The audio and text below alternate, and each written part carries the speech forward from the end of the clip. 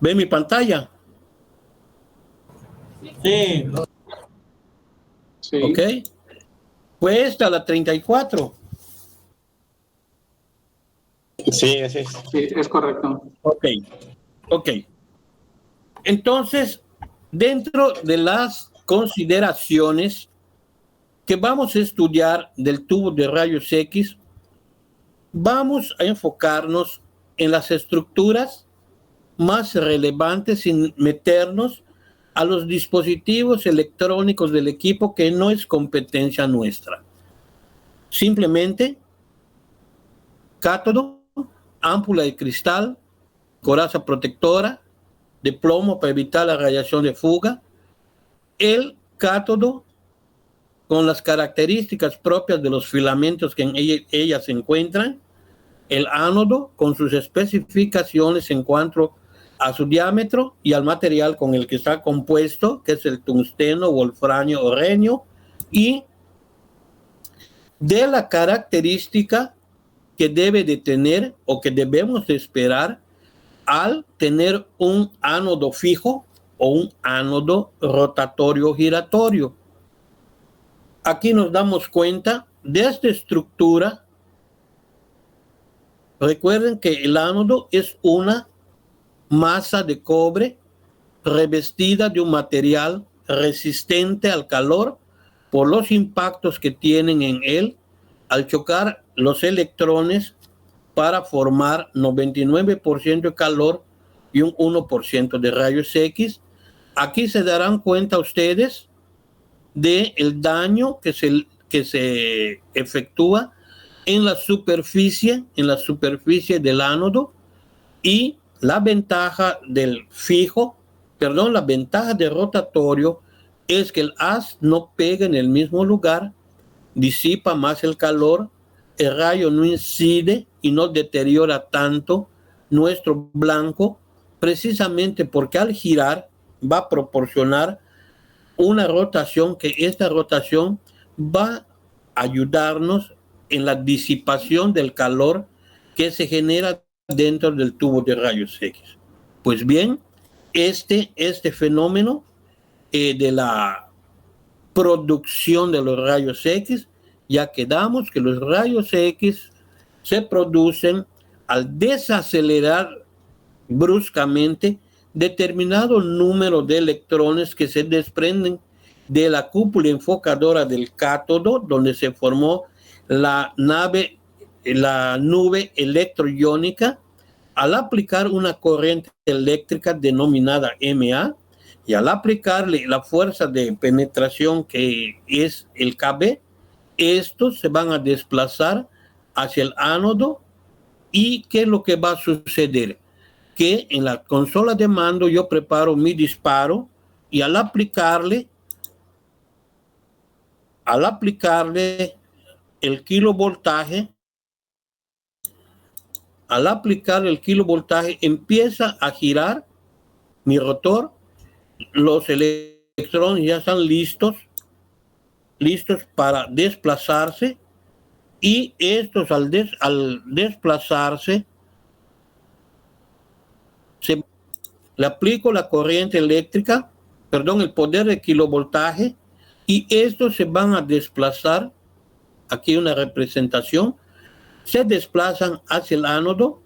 Estos, al pegar en el ánodo, se va a convertir en un 99% de calor y un 1% de rayos X, y se van a desplazar, como ven en la imagen, se van a desplazar hacia abajo. Pero ¿por qué se desplazan hacia abajo y no chocan y se van hacia el frente de donde provinieron? Precisamente porque el blanco de tungsteno que tenemos acá no es plano, sino tiene esta angulación, que esta angulación obliga al haz, que al pegar en la angulación los obliga a irse hacia abajo. Si el cátodo estuviera al revés, hacia arriba, y chocaran esta parte del ánodo, los rayos X saldrían hacia arriba. Esto es para que nosotros entendamos la direccionalidad que van a tener los rayos X y van a depender de la angulación del ánodo. Aquí pasan dos cosas diferentes, digo, parecidas pero diferentes a la vez. Los rayos X, al salir por la ventana de la coraza de plomo del tubo de rayos X, tienen una divergencia. Tienen una divergencia y esto hace que no todos los rayos que salen con la misma intensidad, lo cual hace que sean heterogéneos. No tienen la misma intensidad todos los rayos X que salen del tubo. Entonces, para tratar de homogeneizar el haz, se le coloca un filtro de aluminio a la salida de la ventana de la coraza para tratar de filtrar los rayos X débiles, porque los rayos X duros van a atravesar el filtro y van a ser de mejor calidad. Ahora bien, para que yo pueda direccionar este haz, es necesario que yo le ponga un colimador. ¿Y qué es el colimador? El colimador es un dispositivo, aquí lo tienen, es un dispositivo electrónico, el cual en su interior tiene unos bloqueadores de plomo que hacen que el haz sea delimitado en el área que vamos a radiografiar. Si yo no tuviera ese colimador, dense cuenta de la divergencia que van teniendo los rayos X. Mayor va a ser mientras el objeto se aleje más de la fuente de rayos X. Hagan de cuenta, si ustedes encienden una bombilla común, pues le va a dar luz en toda la periferia del foco. Pero ¿qué sucede si ustedes encienden una linterna de mano? Que la linterna, dentro de ella tiene una cúpula enfocadora con cristal, que esa hace que la luz se refleje hacia adelante y en una dirección. Entonces, eso es lo que va a suceder. Lo mismo pasa con el colimador. Yo, al delimitar el haz con un colimador, se darán cuenta que tendrá ya ahora una direccionalidad del haz, y el objeto que yo vaya a radiografiar no se va a magnificar tanto por la divergencia que ya no tiene el haz. En este caso, nosotros colimamos la región donde vamos a radiografiar una teleradiografía del tórax, y quiero que entiendan ustedes, pregunta de examen. El colimador únicamente delimita al haz de rayos X. No le quita ni potencia, ni le quita direccionalidad. Lo único que hace es delimitar el área que vamos a radiografiar. Ahora bien, esto que ven ustedes, sí, que el colimador, la función es delimitar los rayos X. Ahora bien, esta luz que ven ustedes no son rayos X.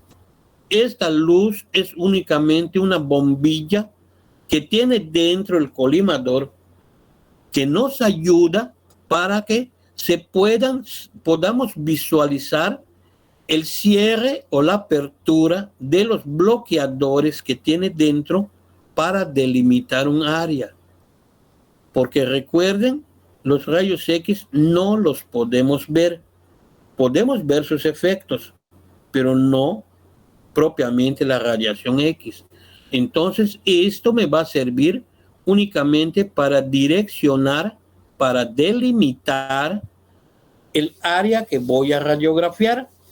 Ahora bien, en los equipos digitales que hoy día manejamos, además de esta luz potente que tenemos para visualizar el área, también contamos con dispositivos láser. El dispositivo láser te marca el plano medial del paciente, donde debe pasar el haz principal, que debe ser por encima de la columna, en este caso, y el plano transverso también me lo va a delimitar.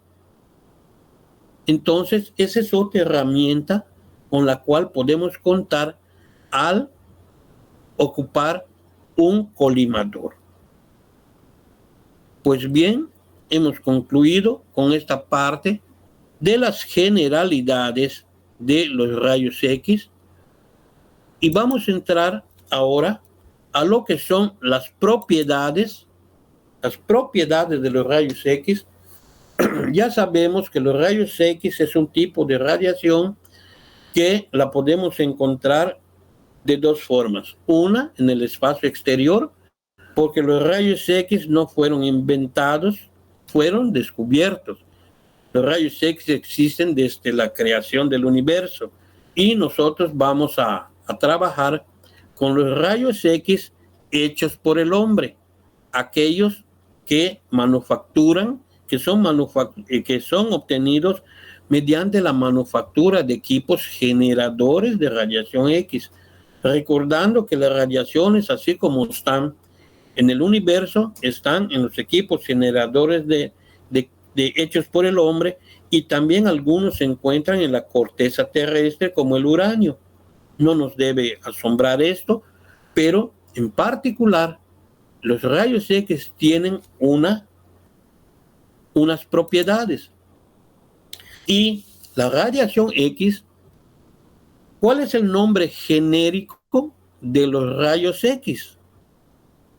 Los rayos X, pregunta de examen, los rayos X, la X es el símbolo matemático de una variable desconocida. La X de los rayos X es el símbolo matemático de una variante desconocida. Entonces, ¿de dónde se originan? Se originan cuando los electrones que se encuentran en la cúpula enfocadora inciden y son frenados a altas velocidades al chocar con el ánodo que tienen enfrente, y que el ánodo es un disco montada en una pieza de cobre revestido de un material que puede ser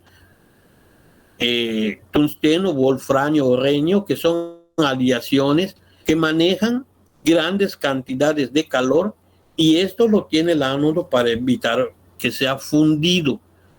La radiación producida tiene variables y muchas longitudes de onda que juntas forman el espectro continuo, porque no chocan a la misma o a igual velocidad. Si los electrones chocaran con la misma velocidad, se produce una radiación característica que tiene una longitud de onda bien definida, pero no es así. Cuando la longitud de onda es menor, se denomina que estamos manejando una radiación dura que tiene mayor poder de penetración. Inversamente, cuando manejamos una radiación blanda, significa que tiene menor poder de penetración porque su longitud de onda es mayor. Recuerden, los rayos gamma tienen mayor poder que los rayos X porque su longitud de onda es mucho más corta. Ahora bien, para que podamos entender cuando lleguemos a los temas de las densidades, ¿por qué se ve negra o blanca una imagen? En el término radiológico específicamente no me puedo acostumbrar a hablar de partes blancas, de partes negras. No, porque si yo hablara de partes blancas y partes negras, estuviera yo hablando de una fotografía. Y la radiografía tiene otro término. Son imágenes radiodensas o radioopacas las que se ven de color claro. Y las que se ven de color oscuro se llaman imágenes radiolúcidas o radiotransparentes.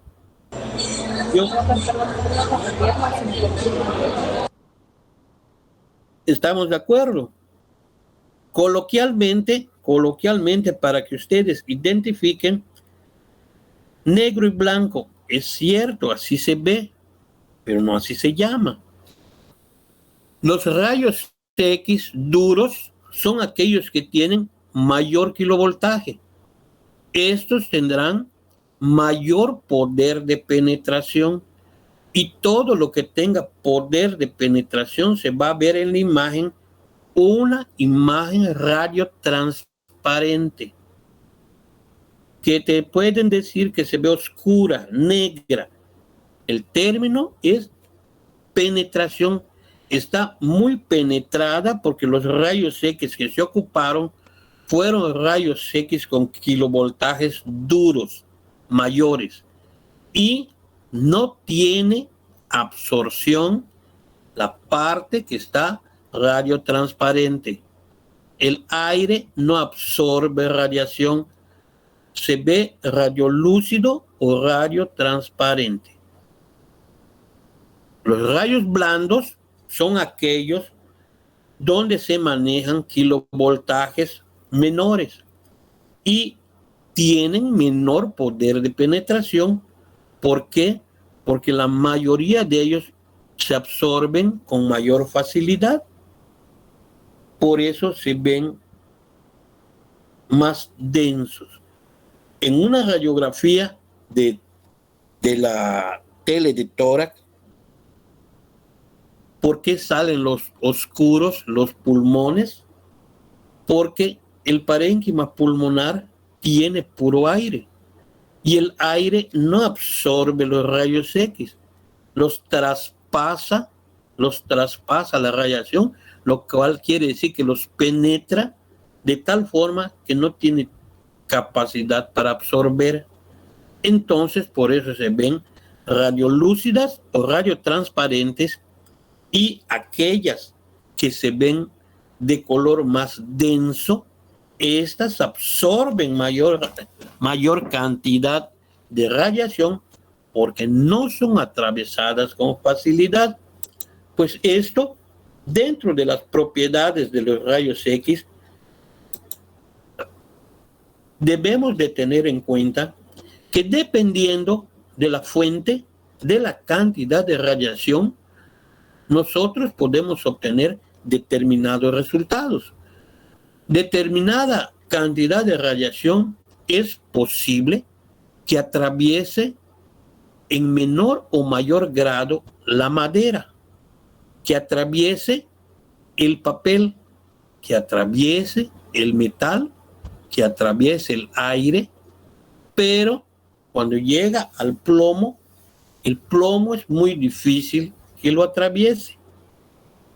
Haciendo una moción de orden, tenemos que entender que todo va en proporción a lo que queramos atravesar. Un pedazo de madera lo podemos atravesar con cierta facilidad dependiendo de su espesor. Una hoja de papel para nada, no le causa ningún impedimento ser atravesado. Pero ¿qué sucede si en vez de una hoja de papel tengo 500 hojas? Ah, bueno, allá ya cambia la disposición. ¿Por qué? Porque la misma cantidad de radiación que estoy utilizando no va a ser posible que atraviese 500 hojas de papel en comparación a una hoja de madera de determinados centímetros de espesor. Esa relación nosotros la tenemos que valorar y entender, porque cuando le toca a los órganos del cuerpo humano, en el caso del abdomen, aquí es donde manejamos nosotros que todo contraste radiográfico va a depender de lo radiolúcido o lo radiotransparente, de lo radiodenso o de lo radiopaco que se encuentra en el organismo. Si nosotros vemos en un abdomen algunas asas de intestino, o no intestino, nosotros vemos en el tórax algunas estructuras como son el parénquima pulmonar. Nos daremos cuenta que el parénquima pulmonar, como es órgano hueco, es una bolsa, una cavidad llena de aire, membranas llenas de aire. Vamos a ver en color oscuro por qué, porque es radiolúcido, radiotransparente. Pero así como nosotros manejamos las densidades entre la madera, entre el papel, entre el metal, en la radiología convencional manejamos 5 densidades, más bien manejamos 4, que es el aire propiamente dicho, el tejido, el líquido, el hueso o calcio y nada más. Se menciona el metal, pero en nuestro cuerpo no tenemos metal, salvo que tengamos alguna prótesis metálica insertada en los huesos, alguna estructura como es un marcapasos, algunas estructuras en las muelas como son las amalgamas, o que tengamos en el cuerpo algún residuo de alguna herida de fuego como es una bala, un plomo, pero nada más. Pero ahora, ¿qué sucede? La radiología convencional maneja estas 4 densidades, pero la quinta, que es la del metal, nosotros podemos introducir metales en el organismo como son los medios de contraste. Un medio de contraste es una sustancia química que se introduce al torrente sanguíneo, llámese arteria o vena, llámese cavidad o órgano cavitario, como está el intestino, el estómago, etcétera, o alguna otra cavidad en el cuerpo, como son las fístulas. Entonces, este material medio de contraste en sí es un metal líquido como es el yodo. ¿Y qué particularidad tiene en las densidades?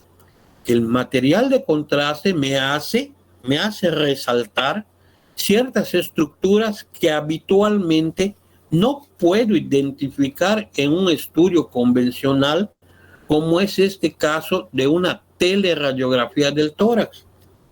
En esta teleradiografía del tórax, ¿saben ustedes que aquí está el corazón? ¿Saben ustedes que dentro del corazón está bombeando líquido hemático o sangre y no para el corazón porque está bombeando constantemente, pero no vemos la sangre? ¿Por qué no veo la sangre? ¿Por qué? Porque la sangre no la puedo identificar en esas 4 densidades que manejo en la radiología convencional. ¿Qué es lo que sucede cuando ustedes hacen una tomografía? En la tomografía las unidades Hansfield van de 0/1000 y bajo 1000. Entonces la unidad Hansfield sí te puede decir que ve la cantidad o la calidad del líquido que se encuentra, porque puede ser sangre, agua, pus, etc. Entonces esas unidades sí pueden diferenciar ciertas características o densidades que en la radiología convencional no podemos hacer. Y en esta tele de tórax, además de que ven ustedes el parénquima pulmonar, cuando se une una densidad con otra, aquí tienen este reflejo acá muy bien marcado. Acá, aquí hay otro. Este, que si se dan cuenta, el parénquima pulmonar del ápice no tiene la misma radiolucidez que esta parte que es el seno costo diafragmático. ¿Por qué no es el mismo si es el mismo pulmón? Efectivamente, pero sobre este pulmón hay una densidad que correspondería a una mama, a una teta, aquí está, y la teta tiene otra densidad que se suma a la del tórax y a la del pulmón, y aquí ven ustedes otra. Entonces, esta densidad es mayor que la del ápice pulmonar. Además, teniendo en cuenta que la porción superior del tórax tiene menor espesor porque es más delgada que la base. En el ser humano, la parte baja del tórax es más ancha, es más grande que en su ápice. Por eso también se pueden dar estas diferencias de densidad. Ahora bien, si le aumentamos esta densidad de las mamas, pues aumenta. Entonces yo no puedo decir se ven más blancas. No se ven más blancas, se ven más densas, porque estamos hablando de densidades. Aquí se ve más radiolúcida o radiotransparente y aquí se ve más radiodensas. Entonces, partiendo de allá, nosotros podemos identificar ese tipo de fenómenos que pasa al pasar los rayos X por diferentes estructuras. ¿Qué es lo que va a suceder? ¿Qué es lo que vamos a obtener? En el entendido de que tenemos que tener en cuenta qué es la atenuación, qué es la absorción y qué es la penetración. Cuando nosotros hablamos de penetración, de atenuación y de absorción, vamos otra vez al aire. El aire tiene una atenuación, no la tiene, es nula. El aire tiene una absorción, no la tiene, es nula. El aire tiene penetración, sí la tiene total. Aquí el aire fue atenuado, ¿no? Fue penetrado, sí. Esa es la diferencia de la relación que existe entre el aire y la que existe con el plomo. El plomo tiene atenuación, el plomo totalmente atenúa el haz de rayos X. En la absorción, el plomo totalmente absorbe toda la radiación. El plomo es penetrado por los rayos X, nulo, desde luego que no lo atraviesa. Entonces, de estos parámetros, nosotros podemos empezar a identificar que todas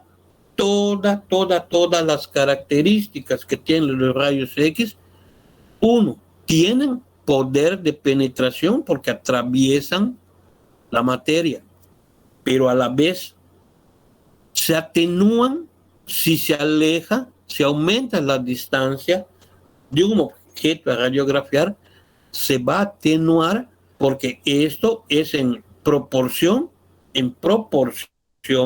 a la distancia.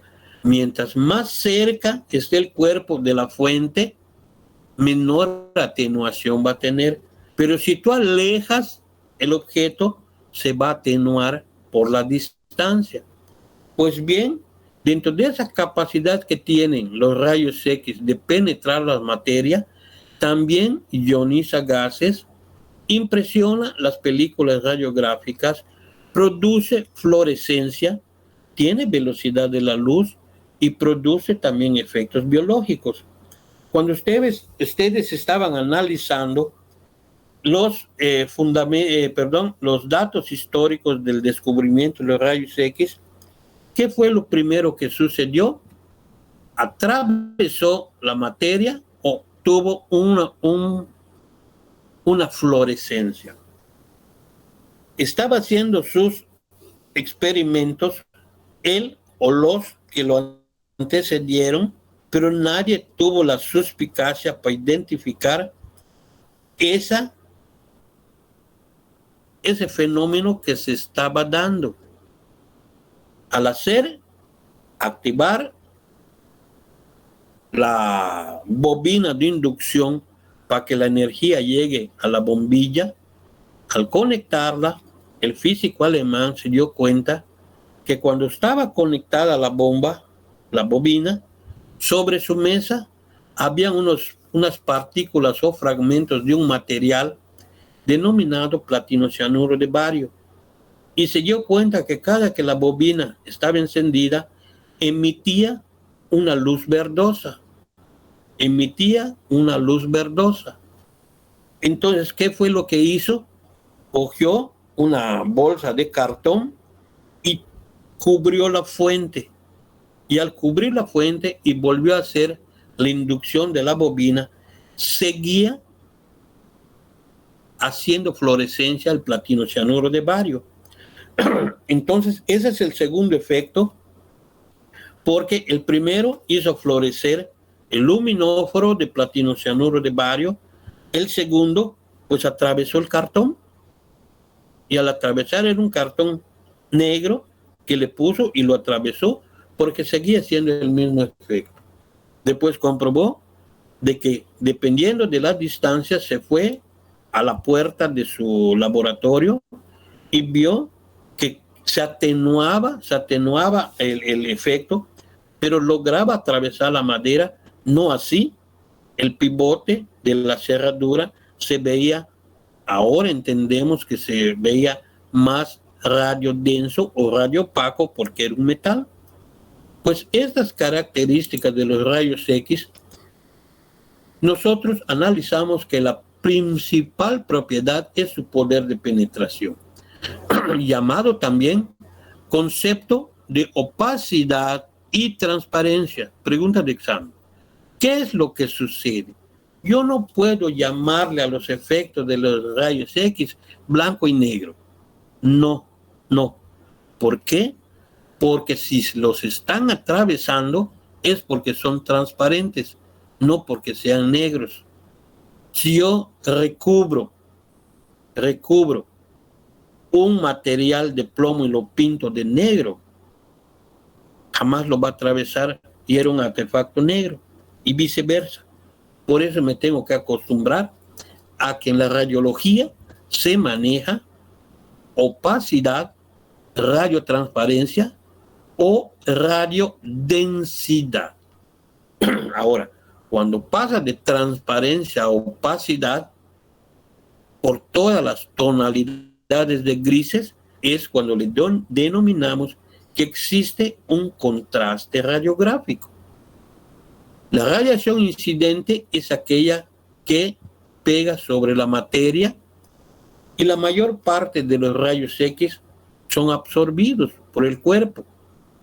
Por eso cuando analizamos qué es un rayo duro es un rayo que tiene alto kilovoltaje, porque si le pongo bajo kilovoltaje, el cuerpo lo absorbe y no lo atravieso y no voy a tener una imagen. ¿Por qué? Porque voy a tener densidad y no voy a tener poder de penetración. Bueno, pues de todos estos efectos que se suceden, vamos a entender que la radiación remanente es la que atraviesa la materia y es la que me va a proporcionar esa imagen que necesito.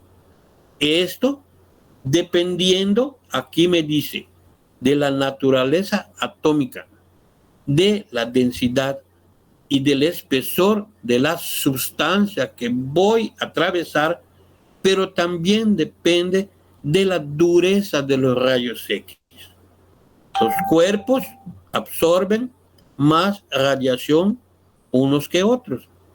El hígado absorbe mayor radiación que el riñón. ¿Por qué? porque es más grande, tiene mayor densidad y tiene mayor cantidad de líquido que el riñón, pero el riñón es más denso que el estómago. ¿Por qué motivo? Porque el estómago es un órgano hueco, el cual la parte de él la está ocupando el aire. El vaso y el intestino es menos denso que el vaso, porque también el intestino es un órgano hueco, el cual tiene aire en su interior. Y cuando nosotros analizamos las densidades radiográficas, el aire en las estructuras huecas está considerado como un material de contraste negativo, porque me permite ver estructuras cavitarias, como es el estómago, como es el intestino, con un contraste que es el aire, pero es un contraste negativo. Entonces, la radiación son sustancias radiopacas cuando poca o ninguna radiación pasan por ellos. Y son radiolúcidas cuando pasan con facilidad por ellas. La radiación remanente luego entonces es la responsable de la producción de la imagen gráfica y las graduaciones que aparecen o que aparezcan en la opacidad o la transparencia de estas estructuras. Muy bien, entonces tenemos que concluir que la penetración va a depender de la radiación de los kilovoltajes duros, y lo que sea penetrado es porque absorbe menos, y lo que absorbe más es porque tiene nula la penetración. Y ese es el caso de lo que sucede con los grados extremos de el aire. El aire se penetra con mayor facilidad, pero no se absorbe.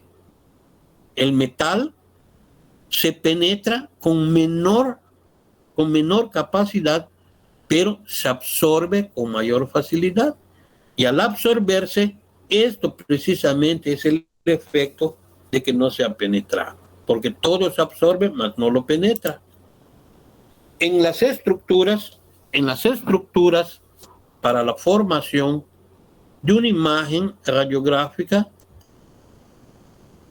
de alguna parte del cuerpo, llámese esqueleto axial, esqueleto apendicular, parte de la porción superior de la pierna o parte baja de la rodilla, podemos ver que hay estructuras dentro de ella, como es el hueso de la tibia.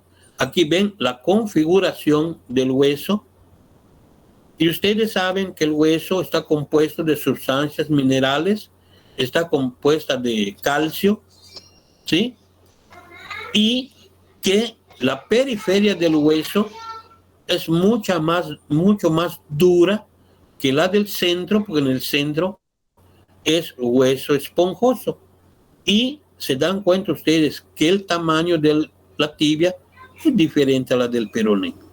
Pero a la vez, alrededor de esas estructuras óseas tenemos cartílagos, tenemos músculos, tenemos ligamentos, tenemos grasa, tenemos piel, y todo este conjunto de densidades, de pesos atómicos diferentes, de volúmenes, cada uno aquí en la parte baja, se darán cuenta que en mayor o menor grado son penetrados y en mayor o menor grado absorben la radiación. El hueso, aquí se dan cuenta que absorbe mayor radiación que el aire. Entonces el hueso no lo atraviesan con facilidad los rayos X, pero al aire lo atraviesan sin ninguna dificultad. Pues estos son los conceptos que tenemos que tener claros para entender cómo se hace la formación de una imagen radiográfica del organismo de la porción que se trate. En el caso, por ejemplo, del tórax y el cráneo, vamos a ocupar mayor cantidad de radiación cuando manufacturemos un cráneo que un tórax, porque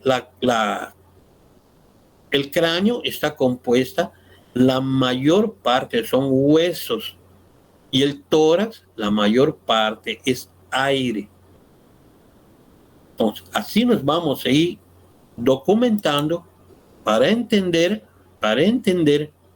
que en cuanto a las densidades, la radiación tiene un concepto bien definido, y cuando nosotros hacemos una exposición, siempre habrá una radiación de fuga, que esta se da de la que escapa de la coraza de plomo que sirve de protección, que la radiación incidente es aquella que se absorbe y que es al chocar con la materia, que la radiación dispersa se disipa en diferentes direcciones dentro del haz de radiación cuando éste interactúa con una sustancia, como un tejido o una estructura del cuerpo.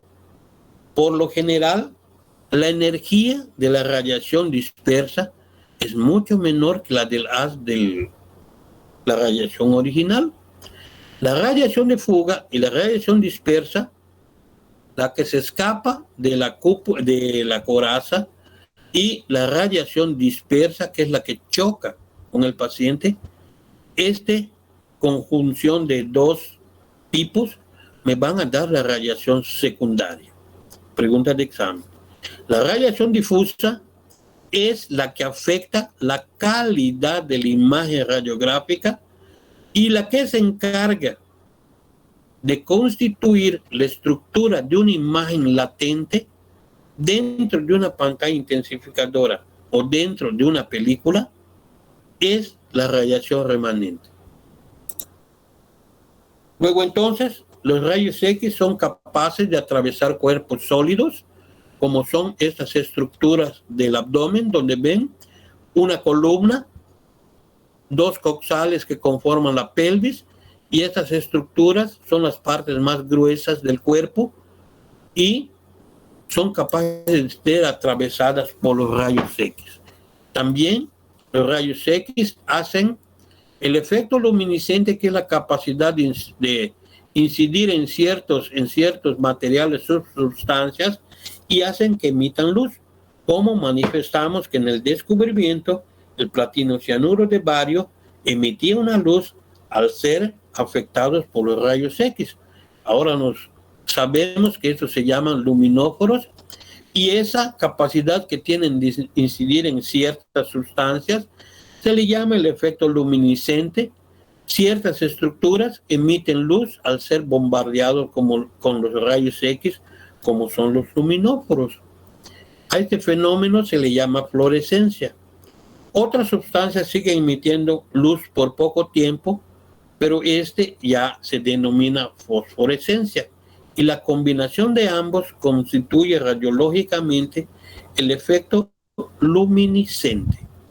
Las pantallas fluorescentes son las que usamos nosotros en la fluoroscopía o radioscopía, y las pantallas reforzadoras son las que manejamos ahora en la radiología, llámese análoga o digital. Este es el efecto del luminóforo. El luminóforo hace luminiscencia cuando choca con los rayos X. Luego entonces, la propiedad de un luminóforo, pregunta de examen, tiene la capacidad de convertir los rayos X en luz. El luminóforo tiene la particularidad que convierte los rayos X en luz. También afecta a las películas. ¿Pueden repetir una vez más? Afecta a las películas radiográficas. ¿Por qué motivo? ¿Por qué? Porque los rayos X, al igual que los rayos visibles de luz, actúan sobre la emulsión fotográfica que se encuentran en la película o en la base de la película, que de tal manera que después de ser revelada y fijada fotográficamente, va a presentar la fotografía un ennegrecimiento o densidad en la radiología, que es la base de la imagen radiográfica. Podemos radiografiar todo lo que se nos ponga enfrente. Produce la radiación X, produce también ciertas modificaciones biológicas. Los efectos biológicos de los rayos X han permitido también, irónicamente, así como lesiona el tejido vivo, también se usa este efecto en la terapia para destruir tejidos que afectan al cuerpo humano, como son, por ejemplo, los procesos cancerígenos, donde es necesario que te den quimioterapias y radioterapias para matar el tejido maligno. Entonces, pero también el exceso de estas emanaciones radiológicas también puede desencadenar en ciertos efectos, como son la ruptura de los reactores nucleares, Chernobyl, etcétera. Estas empiezan a ser las manifestaciones por radiación nociva para el ser humano.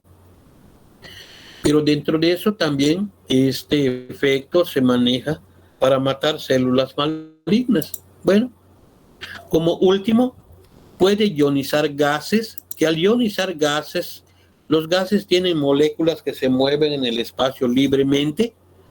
Si es eléctricamente neutro, será un aislante, no pasa la electricidad, el gas se ha ionizado. Esta propiedad sirve en radiología para medir la cantidad y la calidad de la radiación.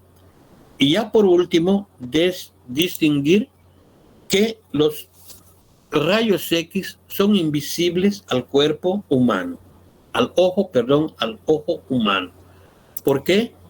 Porque yo puedo ver sus efectos, pero no puedo ver los rayos X. Los efectos en el entendido de que puedo ver la manifestación de que ha habido una emisión de rayos X en el tablero de control, en los indicadores de luz, en los indicadores de sonido y en los indicadores de voltaje. ¿Qué es esto? Que cuando yo selecciono una dosis de radiación en este equipo antiguo, selecciono kilovoltaje, miliamperaje y tiempo de exposición, y al preparar el disparo, cuando yo efectúo la exposición, automáticamente la aguja que ven acá se desplaza en favor de las manecillas del reloj, y el movimiento que hace es de que tuvo un estímulo de la radiación para que yo me dé cuenta que hubo una exposición en este equipo. Ahora, en los equipos digitales, ¿qué es lo que prácticamente sucede? Yo selecciono por medio de estos dispositivos que tengo o herramientas en las cuales aquí tengo la configuración corporal del paciente, que va desde un paciente bebé hasta una persona adulta, obesa, y personas de talla corta, mediana, larga, short, medium y large. Entonces, esto es una herramienta que tengo, que a este bebé le voy a hacer un chest, un tórax, lo voy a hacer en PA o lo voy a hacer en lateral, y al seleccionar estos dispositivos, el equipo automáticamente me va a mandar, si es cráneo, aquí se dan cuenta el foco, este es el foco o el filamento pequeño y el filamento grueso. Aquí en verde me está señalando que estoy ocupando el filamento grueso, y estoy poniéndole de cantidad de energía 200 mA. El kilovoltaje no lo distingo porque lo tapa el tubo de rayos X, pero me dice que seleccioné .020 miliamperes segundos. ¿Esto cómo es? Que automáticamente la máquina, por la configuración corporal del paciente, por el área que por el órgano que voy a radiografiar, por la posición que le voy a poner, automáticamente me da una dosis preseleccionada. Y al hacer la exposición, este icono que ven acá se va a encender en color naranja y va a emitir unos destellos, como ven acá, y eso indica que ya hubo una exposición de rayos X. Al hacer esta exposición, automáticamente en la parte de fuera de la sala, en la parte superior de la puerta, también hay un foco rojo que indica a los que están fuera que no entren porque se están haciendo emisiones radiológicas. O, además de esa luz, el equipo emite un silbido muy particular que puedo estar no viendo el tablero, ni viendo el foco que se va a encender, pero escucho el sonido. Y eso quiere decir que sí hubo un efecto de exposición de rayos X. Bueno, jóvenes, lamento tener que abandonarles. Profe. Por favor, sí, anoten, por favor. ¿Será que ¿Sí? nos podrá pasar las diapositivas? Si no es mucha molestia.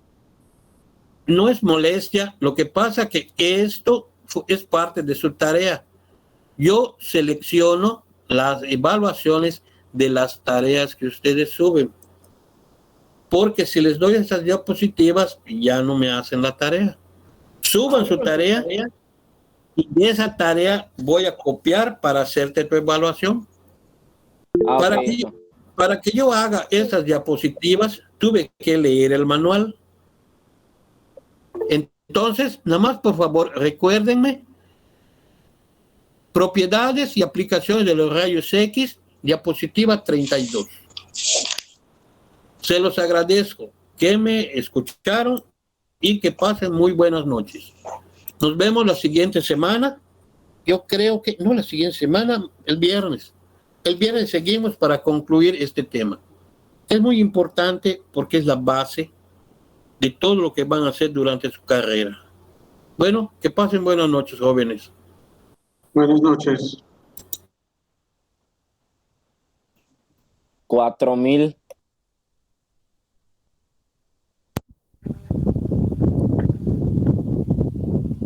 Que al menos él sí le contestó. Me dio